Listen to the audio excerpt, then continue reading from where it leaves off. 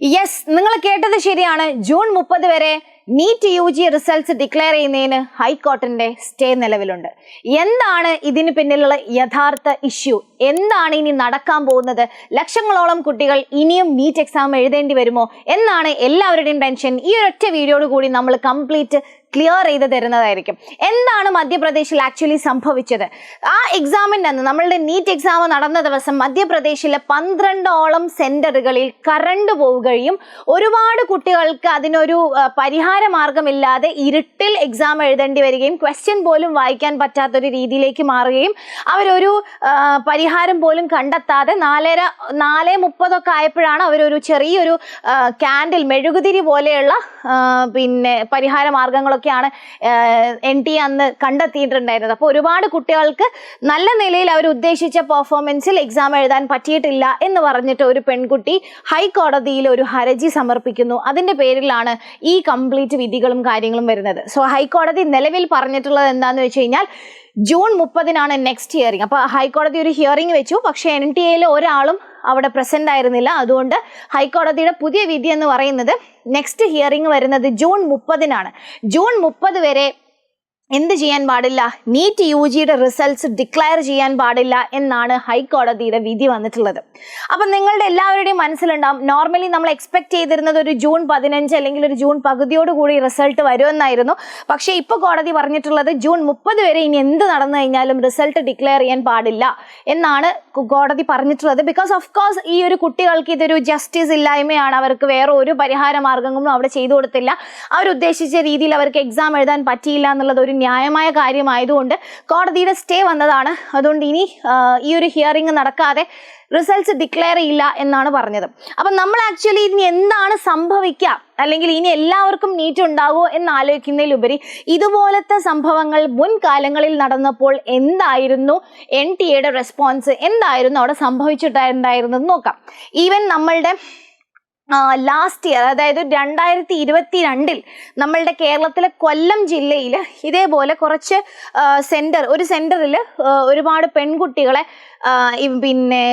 അതായത് ദേഹപരിശോധന നടത്തിയ സമയത്ത് എന്തോ ചെറിയ പ്രശ്നങ്ങൾ ഉണ്ടായിട്ട് അവർക്ക് മര്യാദയ്ക്ക് എക്സാം എഴുതാൻ പറ്റിയിട്ടില്ല, അവരുടെ മെന്റൽ സ്റ്റേറ്റിന് പ്രശ്നങ്ങൾ പറ്റിയെന്ന് പറഞ്ഞിട്ട് ഇവർ ഹർജി കൊടുത്ത സമയത്ത് ഇവരുടെ മാനസിക നില പരിഗണിച്ചുകൊണ്ട്, അതായത് അവരുടെ അണ്ടർ ഗാർമെന്റ്സ് വരെ അഴിപ്പിച്ച് ദേഹപരിശോധന നടത്തിയത് കൊണ്ട് അവരുടെ മെന്റൽ സ്റ്റേറ്റിന് ഒരുപാട് പ്രശ്നങ്ങൾ പറ്റി, അതുകൊണ്ട് എക്സാം എഴുതാൻ പറ്റിയില്ല എന്ന് പറഞ്ഞിട്ട് കോടതിയിൽ ഹർജി ഫയൽ ചെയ്യുന്നു.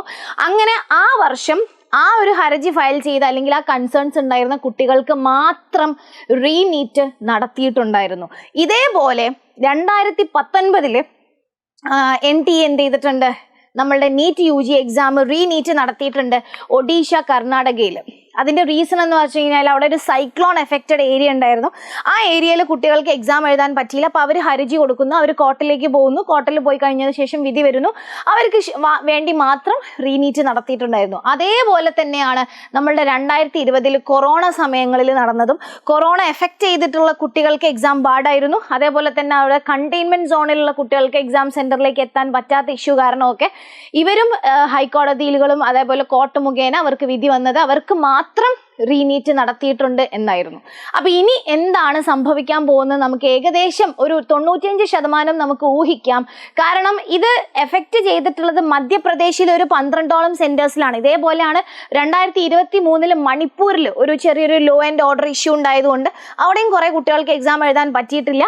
അന്നും അവർക്ക് വേണ്ടി മാത്രം റീനീറ്റ് കണ്ടക്ട് ചെയ്തിട്ടുണ്ടായിരുന്നു. അപ്പൊ ഈ ഒരു മധ്യപ്രദേശിലെ ഇഷ്യൂ എന്ന് പറയുന്നത് കേരളത്തിലെ കുട്ടികളെയോ അല്ലെങ്കിൽ മറ്റ് സ്റ്റേറ്റുകളെ കുട്ടികളെയോ ബാധിക്കുന്ന ഒരു കാര്യമേ അല്ല. പക്ഷേ റിസൾട്ട് വരുന്ന സമയത്ത് അവർക്ക് നീതി നിഷേധിക്കപ്പെടുകയാണ്. അപ്പം അതുകൊണ്ട് മോസ്റ്റ് പ്രോബബ്ലി സംഭവിക്കാൻ പോകുന്നത് എന്താണെന്ന് വെച്ച് കഴിഞ്ഞാൽ റീനീറ്റ് നടത്താം.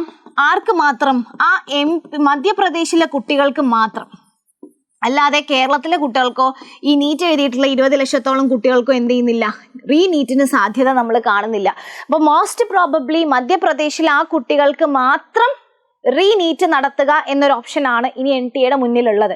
പക്ഷെ ഇവിടെയും നമുക്ക് വരുന്നൊരു കൺഫ്യൂഷൻ എന്താണെന്ന് വെച്ച് കഴിഞ്ഞാൽ നമ്മളുടെ റിസൾട്ട് ജൂൺ 30 നീളുമോ എന്നുള്ളതാണ്. കാരണം ജൂൺ 30 ആദ്യം വെച്ച ഹിയറിംഗിൽ NTA ഒരു റെപ്രസെൻറ്റേറ്റീവ് പോലും പങ്കെടുക്കാത്തത് കൊണ്ടാണ് ജൂൺ 30 നെക്സ്റ്റ് ഹിയറിംഗ് എന്ന് പറഞ്ഞിട്ട് കോടതിയുടെ സ്റ്റേ വന്നത്.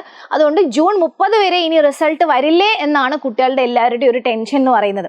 അപ്പോൾ അതിൽ നമ്മൾ മനസ്സിലാക്കുന്നത് മോസ്റ്റ് പ്രോബബ്ലി നടക്കാൻ സാധ്യതയുള്ളത് കോടതി ഇങ്ങനൊരു വിധി സ്റ്റേ വന്നതുകൊണ്ട് തന്നെ നമ്മളുടെ NTA ജൂൺ 30 മുന്നേ ആയിട്ട് ഈ അഫക്റ്റഡ് ആയിട്ടുള്ള കുട്ടികളെ, ഈ 12 സെന്റേഴ്സിലുള്ള കുട്ടികളുടെ എക്സാം റീനീറ്റ് കണ്ടക്ട് ചെയ്യുക, അവർക്കൊരു ഡേറ്റ് നിശ്ചയിക്കുന്നു, അവർക്കൊരു റീനീറ്റ് കണ്ടക്ട് ചെയ്യുകയും ചെയ്തു കഴിഞ്ഞാൽ ഓഫ് കോഴ്സ് ജൂൺ 30 നേരത്തെ നമ്മൾക്ക് റിസൾട്ട്സ് വരാനുള്ള ചാൻസസ് കൂടുതലാണ്.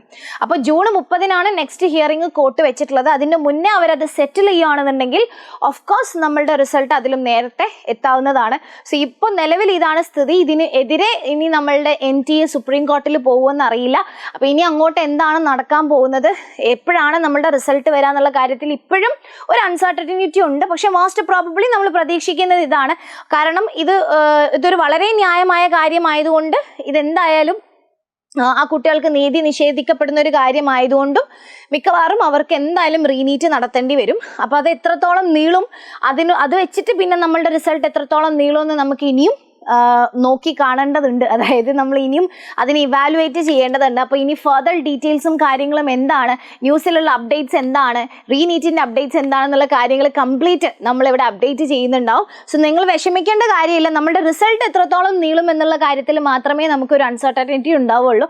നിങ്ങൾ എന്തായാലും നീറ്റിനെ പ്രിപ്പയർ ചെയ്യേണ്ട ആവശ്യമില്ല. നിങ്ങൾ നിങ്ങളുടെ അലോട്ട്മെൻറ്റ് പ്രൊസീജിയേഴ്സ്, കൗൺസിലിംഗ് ഡീറ്റെയിൽസ്, അതിന് വേണ്ടിയുള്ള കാര്യങ്ങളൊക്കെ റെഡിയാക്കാൻ വേണ്ടിയിട്ട് നോക്കുക. കാരണം മോസ്റ്റ് പ്രോബബ്ലി അത് മറ്റു കുട്ടികളെ ബാധിക്കാത്തൊരു വിഷയമായതുകൊണ്ട് ഇത്രയും കാലം നടന്നൊരു ഹിസ്റ്ററി വെച്ചിട്ട് നമുക്ക് പ്രെഡിക്റ്റ് ചെയ്യാവുന്നത് മോസ്റ്റ് പ്രോബബ്ലി ആ കുട്ടികൾക്ക് മാത്രം ഒരു റീനീറ്റ് കണ്ടക്ട് ചെയ്യുക എന്നുള്ളതാണ്. ആ കുട്ടികളെയും കൂടി ജസ്റ്റിസ് കൊടുക്കുക എന്നുള്ളതാണ്. അപ്പോൾ അത് കഴിഞ്ഞതിന് ശേഷം മാത്രമായിരിക്കും നമ്മുടെ റിസൾട്ട് വരുന്നുണ്ടാവുക. അപ്പോൾ അതിൽ മാത്രമേ ഒരു അൺസർട്ടനിറ്റി ഉള്ളൂ. വേറെ കാര്യങ്ങളൊന്നും ടെൻഷൻ അടിക്കാനില്ല എന്നുള്ളതാണ് നിലവിലുള്ളൊരു സാഹചര്യം. ബാക്കി കംപ്ലീറ്റ് ഡീറ്റെയിൽസും കാര്യങ്ങളൊക്കെ നമ്മൾ കറക്റ്റ് ടൈമിൽ അപ്ഡേറ്റ് ചെയ്യുന്നതായിരിക്കും. So stay tuned, be here. Thank you, by.